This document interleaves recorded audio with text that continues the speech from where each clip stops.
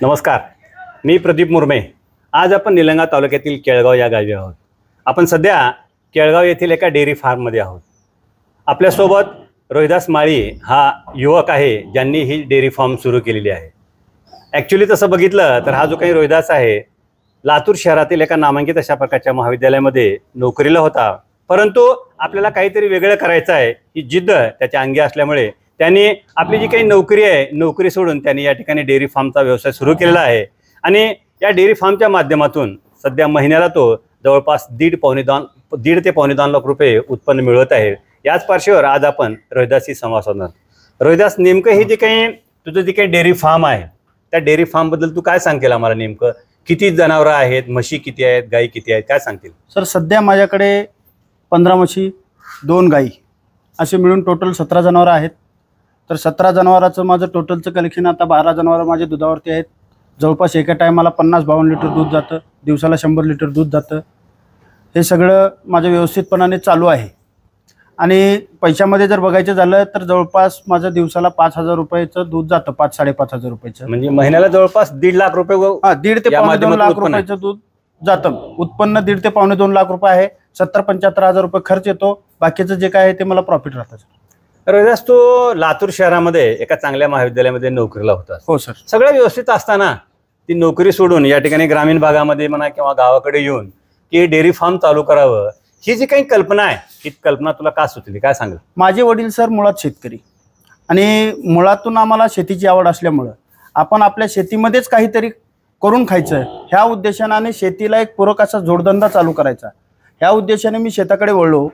आणि शेताकडे वळून हे चालू करायचं माझ्या एक ध्यानात आलं आणि भरपूर ठिकाणी मी फिरून आलो, भरपूर ठिकाणी अनुभव घेतला। जसं की लातूरमध्ये आपल्या कराड साहेबांची डेअरी आहे, परत एक कातपूरला देशमुख म्हणून आहे त्यांची डेअरी आहे। तिथं जाऊन मी भरपूर 2-3 वेळेस जाऊन व्हिजिट दिली, त्यांच्याकडून पूर्ण माहिती घेतली आणि त्या माहितीच्या आधारे 1 to 1 करत मी हे सगळं चालू केलं सर।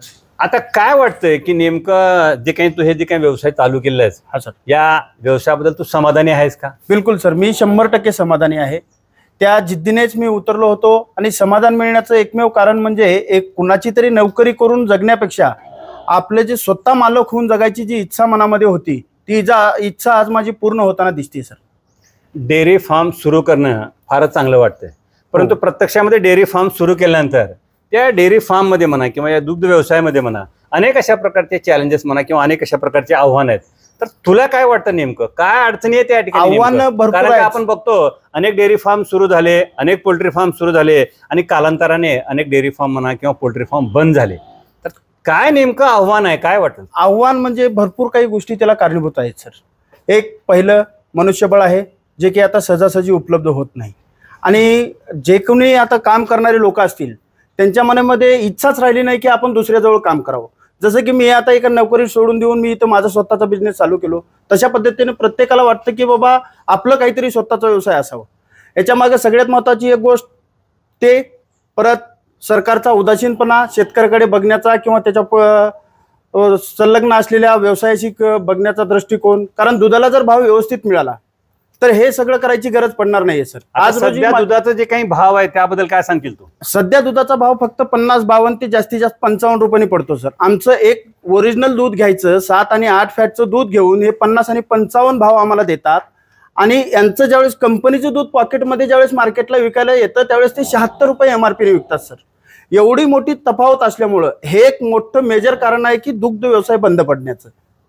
सगळ्यात मोठं कारण आहे की दुग्ध व्यवसाय बंद पडण्याचं की बाबा दुधाला व्यवस्थित न मिळणारा भाव या ठिकाणी जर आता मला जर 70 ते 75 रुपये किंवा 70च्या आसपास जरी भाव मिळाला तरी त्या पद्धतीने माझं उत्पन्न नक्कीच आज 1.5 पावणे 2 लाख रुपये माझं जरी इन्कम असेल महिन्याला तर ते 100% 2 ते 2.25 लाखाच्या आसपास जाणार आहे।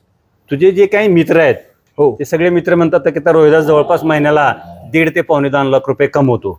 तर आता मला तुला हे विचारायचं आहे की तू किती वेळ देतो नेमकं सर? कारण तुझे 1.5 पावणे 2 लाख रुपये तुझ्या मित्रांना दिसतात, पण तुझं जे काही कष्ट आहे असं म्हणतात की या व्यवसायामध्ये फार कष्ट आहे, नेमकं किती वेळ देतो तू, किती काम करतो, काय सांगतो? कष्ट तर भरपूर आहे सर। जवळपास एवढ्या जनावरांसाठी आम्ही पूर्ण 3 लोक इथं 24 तास काम करतो। एक माझा यूपीचा भैया आहे, तो भैया, मी आणि माझे वडील असे 3 जण मिळून इथं 24 तास देतो आणि या 24 तासामध्ये तिघांचं जेवढं कष्ट आहे त्याच्यामुळे एवढा पैसा दिसतो सर। एवढा पैसा दिसणं हे सहजासहजी शक्य नाही आणि त्यातल्या त्यात पूर्णतः हे लोकांच्या जीवावर शक्य नाही सर. हे सगळं स्वतः कष्ट केल्यानंतर पहाटे 4 पासून ते संध्याकाळी 10 वाजतात. 4 पासून 10 वाजेपर्यंत जर आवर्स आपण कामाचे बघितले तर हे खूप काही होतात सर. कारण आता शासनाच्या नियमानुसार 8 तास काम आणि तेवढा पगार, आणि आम्ही हे काम किती करतोय तर डबल काम करतोय, त्यामुळे एवढा पैसा दिसतो. आता हे एकूण तू आता सांगितलं जवळपास 15 ते 17 या ठिकाणी तुझे जनावर आहेत, बरोबर? हा, जवळपास 15 म्हशी, 2 गायी वगैरे. बरोबर. तर आता यांचं चारा म्हणा, यांची चंदी म्हणा, त्याच्यानंतर यांची धार काढणे म्हणा. धार काढायचं काम अतिशय अवघड आहे म्हणतात. अवघड. तर तू धार काढतो का आणि काय सांगतो त्याबद्दल? आम्ही 2 जण मिळून धार काढतो सर. एक माझा भैया आणि मी. भैया जास्ती करून धार काढतो आणि थोडंसं दूध, एक 2-3 म्हशीवाचे धार मी स्वतः काढतो, बाकीचं भैया काढतो. माझा भैया एका वेळेला 70 लिटर दूध तो 1.5 ते पावणे 2 तासामध्ये काढतो सर, तेही हाताने. आम्ही मशीनचा वापर करत नाहीये, कारण भरपूर ठिकाणी हे जे दूध काढायची मशीन आहे ते म्हशीसाठी फेल गेलेली आहे. कारण म्हशीचे जे सड असतात ते मोठे असतात आणि ते म्हशीचे सड मोठे असल्यामुळे त्या मशीनच्या निप्पलमध्ये बसत नाहीत. आता वरचीवर टेक्निकल आलंय आणि त्याच्यामध्ये काही कंपन्यांनी ते निप्पल पण साईज मोठी वाढवून दिलेली आहे, परंतु आम्ही त्याच्याकडे अजून वळलो नाही. वरचेवर काय होतं ते बघावं, मग नंतर सध्या तरी आमच्याकडे मनुष्यबळ आहे. मी स्वतः माझ्याकडे काम करण्याची कॅपॅसिटी आहे, माझ्याला चांगला भैया मिळालेला आहे, त्यामुळे माझं सगळं व्यवस्थित चालू आहे सर. आता चंदी म्हणा, चारा म्हणा, त्याबद्दल काय सांगतील? चारा माझ्याकडे जवळपास 2.5 किती लागतो चारा आणि कुठं उपलब्ध होतो? एका जनावराला त्याच्या साईजनुसार किंवा वजनानुसार चारा लागतो. वजनानुसार? हा, म्हणजे सहजासहजी आता जर एखादी मोठी म्हैस असेल, आता जसे की माझ्याकडे एक मोठी म्हैस आहे, 3 मोठ्या म्हशी आहेत. आता कोणत्या म्हशी आहेत नेमकं तुझ्याकडे? आता माझ्याकडे जवळपास 3 प्रकारच्या म्हशी आहेत सर. एक जाफराबादी आहेत, जाफराबादी म्हशी आहेत, परत मुर्रा आहेत, हरियाणा मुर्रा म्हशी आहेत. जाफराबादी आणि मुर्रा म्हशीमध्ये नेमकं काय फरक असतो? जाफराबादीमध्ये ते अंगाने दष्टपुष्ट असतात, मोठ्या असतात, दूध देण्याची कॅपॅसिटी त्यांची मुरापेक्षा थोडीशी जास्त असते, लिटर 2 लिटरनी. आणि मुरा हे एक ब्रीड आहे, चांगलं ब्रीड असल्यामुळं आणि वातावरणाला ते आपल्याकडे सूट होतं, त्यामुळे जास्ती निवड आम्ही मुरा म्हशीची करतो आणि मी तेच केलेलं आहे. इकडचे लोक पण तेच करतात. जाफराबादी म्हशी हे साधारणतः गुजरात ह्या साईडला आढळून येतात. जसं की आपल्या महाराष्ट्रामध्ये बघायचं झालं तर धुळे इकडच्या साईडला त्या म्हशी आढळून येतात. आता सध्या माझ्याकडे एक म्हैस, 3 म्हशी अशा आहेत की 10-10 लिटर दूध एका वेळेला देतात. सर्रास 5-6 लिटरनी चालतं सर. व्यवसाय चालू करायचं म्हणलं सर्वात मोठे जे काही विषय असतो तो म्हणजे भांडवल. आता तू जे काही, आता तुझी ही जी काही गुंतवणूक आहे, कितीची गुंतवणूक आहे आज रोजी? आज जवळपास माझी जे काही डेअरी फार्म आज रोजी कितीची आहे? पूर्ण सगळ्या जनावरा, गोठा, हे सगळ्या मशिनरी ह्याचा जर विचार केला तर 35 ते 40 लाख रुपयाची आज रोजीची माझी इन्व्हेस्टमेंट आहे, परंतु ते एका रात्रीमधून झालेली नाही. सुरुवातीला नेमकं तू काही तुझ्या जे काही डेअरीचं जे काही श्री गणेश आहे डेअरी फार्मचा, किती रुपयातून केलास काय सांगतील? हे म्हणजे हे सुरुवातीला मी 0 बजेट मधून केलं म्हणायला काही हरकत नाही, कारण कसं माझ्या वडिलोपार्जित जे घरच्यांच्याकडून आलेल्या जे 2 म्हशी होत्या त्या 2 म्हशीपासून हे चालू केलं. परत एक करून असं एवढा मोठा, जवळपास माझ्या 17 जनावरांचा एवढा मोठा व्यवसाय वाढलेला आहे. काय किमती आहेत गाय मशीनच्या नेमका? साधारणतः जर बघायला झालं तर 1,25,000 पासून 1,85,000 पर्यंत माझ्या गोट्यामध्ये म्हशी आहेत सर.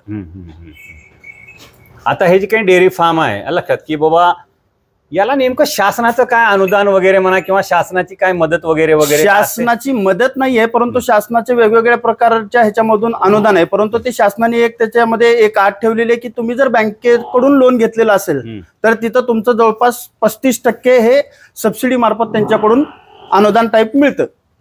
जसं की आता CMEGP असेल, PMEGP असेल किंवा मुद्रा लोन असेल किंवा आपलं हे जिल्हा कृषी पशुसंवर्धन विभाग असेल, तर त्यांच्याकडून जे मिळणारं अनुदान आहे ते साधारणतः 35 ते 50% पर्यंत आहे. परंतु त्याच्यामध्ये एक जिल्हा परिषदची जर योजना सोडली तर बाकी सगळ्या योजनेमध्ये बँकेशी संलग्न असावं लागतं आणि बँकेचं कर्ज घ्यावं लागतं आणि सहसा शेतकऱ्याला बँक जवळ थांबू देत नाही. हे सगळ्यात मोठी अडचण आहे. आता नोकरी सोडून, लातूर शहर सोडून तू केळगाव सारख्या ग्रामीण भागामध्ये आलेला आहेस आणि आता तुझा व्यवसाय सुरू केलास, तर तुला काय वाटतंय का की तुझा जो काही निर्णय आहे, नोकरी सोडण्याचा निर्णय आपला चुकला वगैरे वगैरे असं काय? नाही सर, बिलकुल नाही वाटत. कारण जिथं मी नोकरी करून 15-16 वर्ष घालवले तिथं मी 25,000 पर्यंत पोहोचू शकलो, परंतु 3 वर्षामध्ये मी आज बिझनेस स्टार्ट केला आणि आज रोजी मी जवळपास 70 ते 80,000 रुपये महिन्याला कमवतो, तेही मालक म्हणून. आता नेमकं रोहिदास माळी, काय नेमकं तुझं बाबा आपल्या भविष्यामध्ये काय करायचं याच व्यवसायामध्ये? आणखी काय या व्यवसायामध्ये वाढ करून सर मला कमीत कमी येत्या 2 वर्षामध्ये हे जेवढं काही भांडवल आहे ते हे भांडवल मला तिपटीनं वाढवायचं आहे आणि जवळपास 50 म्हशीपर्यंत माझं सगळं नियोजन असणार आहे सर. पुढे 50 म्हशीपर्यंत जर नियोजन माझं असेल तर 100% जे आज माझं टोटल इन्कम 1.5 ते पावणे 2 लाख रुपये आहे, खर्च त्याच्यामध्ये इन्क्लूड आहे, त्यानंतर 50 म्हशी झाल्यानंतर 2 लाख रुपये माझं मंथली हे निव्वळ नफा असेल सर. बरं, आता या व्यवसायामध्ये अनेक अडचणी आहे असं म्हणतात, परंतु काही जे काही नवीन जे काही युवक आहेत म्हणा किंवा नवीन जे काही तरुण आहेत, तू पण युवकच आहेस, बरोबर, की अनेक युवकांना वाटतंय आपण डेअरी फार्म सुरू करावं. तर अशा युवकांना तुझा जवळपास आता 3-3.5 वर्षाचा अनुभव आहे, जवळपास तुझा आता डेअरी फार्म मध्ये जवळपास 15-17 अशा प्रकारची जनावरं आहेत आणि तू आता सांगितल्याप्रमाणे महिन्याला जवळपास 1.5 लाख रुपये तुझं उत्पन्न आहे. तर डेअरी फार्म सुरू करणाऱ्या युवकांना नेमकं रोहिदास माळी काय सल्ला देईल, काय सांगतील? सल्ला एकच, जर कष्ट करण्याची जिद्द आणि अंगामध्ये मेहनत करण्याची जर ताकद असेल तर 100% ह्या व्यवसायामध्ये उतरावं. ज्यांना पूर्ण वेळ ह्या व्यवसायामध्ये देता येईल अशानेच ह्या व्यवसायामध्ये उतरावं. 100% यश येणार आणि तो 100% प्रॉफिटमध्ये राहणार. परंतु दुसऱ्याच्या जीवावर जर हा व्यवसाय करायचा असेल तर ते शक्य होणार नाही सर, कारण तो धंदा फेल जाईल. रोहिदास माळीला काय वाटतं नेमकं दुधाचा भाव काय असलं पाहिजे? दुधाचा भाव सर कमीत कमी 70 रुपये जर असेल तर 100% शेतकरी स्वतःच्या पायावर आत्मनिर्भर राहील सर. त्याला कुठल्याच अनुदानाची गरज भासणार नाही, कारण दुधाचे भाव एवढे कमी आहेत आता सध्याच्या काळाला.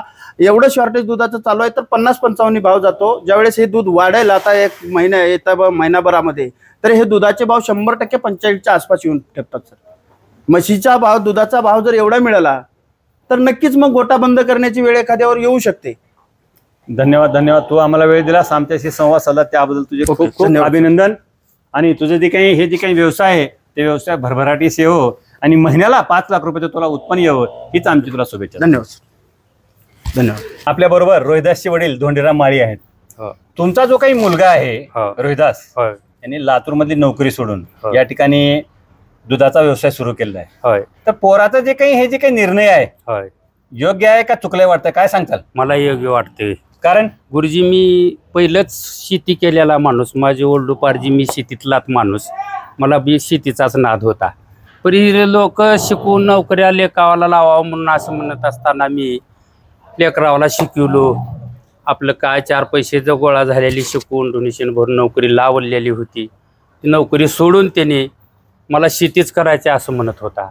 15-16 वर्ष सर्व्हिस केला, मला शेतीकडे यायचं आहे. पहिलेच आमचे वडलोपार्जी म्हशी ठेवायची, दूध दुभतं खात्यात लेकर म्हणून कुणबोटा आम्ही बैल ठेवून कुणबी केलेली माणसं होतो. मग त्याने याच नादाला लागला की मी इकडे यायचं, शेताकडे बघायचं, तिकडे बघायचं, मला नोकरी नग म्हणून त्याने नोकरी सोडला. किती वेळ काम करता मुलगा तुमचा? इथंच पडून राहतो आम्ही, मुलगा आम्ही शेतातच राहतो. शेतीशिवाय आम्हाला इलाज नाही. दुसरीकडे कशाला फिरायचं गुरुजी, आम्ही इकडेच राहायचं, शेतातलंच बघायचं. कधी संसाराच्या अडचणीने इकडे तिकडे जाण्यात येते, गाडी चालवतो, मला काही गाडी घोडी काही येत नाही, मी इथंच पडून राहतो. बिहारी गडी एक राहतो, मी एक, त्याने एक, स्वतः त्यानेच नियोजन बघतो म्हशीवाचं. पहिलेपासून म्हशी जनावर आम्ही ठेवतच होतो, पण त्याच्यामुळं आता त्याला नाद लागला. पुन्हा डेअरी काढली, डेअरीचं समजा हे काही केला, त्यांनी म्हशी घेतला. आता दूध कुठे घालता तुम्ही? हे दूध आता लातूरच्या डेअरीला जाते दूध. इथे येऊन घेऊन जाते? इथे येऊन घेऊन जाते त्यानं, इथे येते सकाळ संध्याकाळी येऊन घेऊन जाते. काय ती शेण पाणी करायचं, चारा वैरण करायचं, त्यांनी दूध काढायचं, ती डेअरीचं ते काही. म्हणजे तुमच्या मुलाचा रोहिदासचा जे काही निर्णय आहे नोकरी सोडायचा अतिशय योग्य असं तुम्हाला वाटतं? मला वाटते योग्य. कसं शेतीपेक्षा व्यवसाय चांगला वाटलेला आहे, बरं वाटलेलं आहे म्हणून आम्ही ती शेतीतला आम्ही निर्णय घेतला.